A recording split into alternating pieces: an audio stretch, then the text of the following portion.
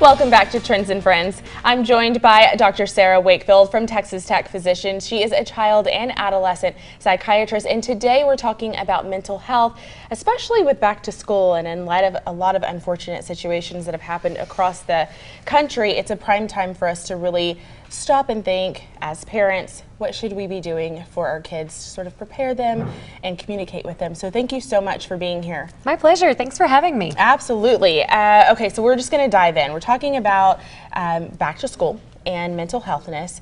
That can go a lot of different ways just because there is that transition from summer to back to school. But I can imagine too that at least some of the older students might have a little difficulty with a lot of the mass shootings and things like that have happened. Where does a parent begin? What's sort of our first step to start communicating with them about this? Well, first, I think we really have to, focus on what is true risk. And so there are devastating things that are in the news, for sure. What is worrisome to me is that often we are talking about these as if they are just as common as car accidents or as other things. And so to really talk with your child and in your own mind, because when you're hearing these things, they're so alarming and they're so overwhelming, to really think about what is the true risk. And if you're willing to get in a car to take your kid to school, you're probably, feeling okay about that risk. Right. And so to really put that in perspective, it doesn't lessen the importance or the tragedy, that happens, or that we need a community response and to work together about this. But really talking about this is a scary thing, but there are lots of things that are scary. And typically day to day, we are very, very safe in America, and actually safer than we've been in the past when we look at murder rates and safety overall. Yeah. So for a parent of an older child, I feel like it's typically happening with older students, or they may be a little bit more apparent to it, right? Where should that conversation start with them versus a younger child?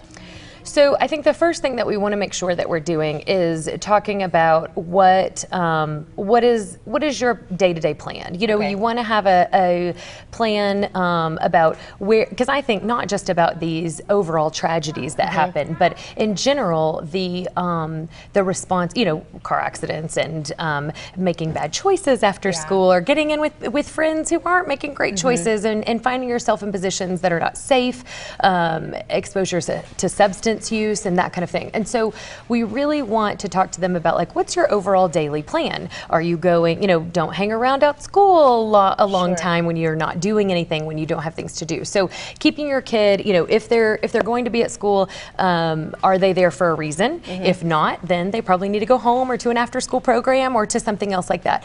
But also reminding them that the schools have the responsibility and are taking this responsibility very seriously to keep our kiddos safe. And so they have put in lots and lots of protections and strategies, and and so to listen to your teacher, to follow those guidelines, follow those rules, and that would be my number one, guideline or instruction for parents, to say, hey, make sure you are following the rules at school. As long as you're doing that, they've put in a lot of protections. Very good information. I love it. Good advice. Going back to the basics, just setting that foundation with them.